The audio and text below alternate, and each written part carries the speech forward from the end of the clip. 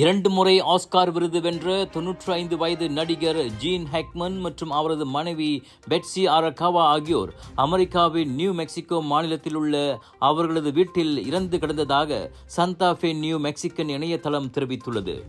அந்த தம்பதியினர் தங்கள் நாயுடன் இறந்துவிட்டதாகவும் அவர்களது மரணத்தில் சூது எதுவும் இல்லை என சந்தா ஃபே கவுண்டி போலீஸ் அதிகாரியை மேற்கோள் காட்டி அந்த இணையதளம் தகவல் வெளியிட்டுள்ளது.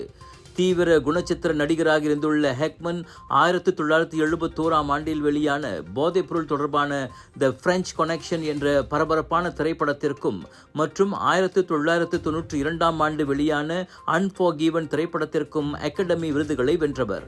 முன்னாள் கடற்படை வீரரான ஹேக்மன் 80க்கும் மேற்பட்ட திரைப்படங்களில் நடித்துள்ளார்.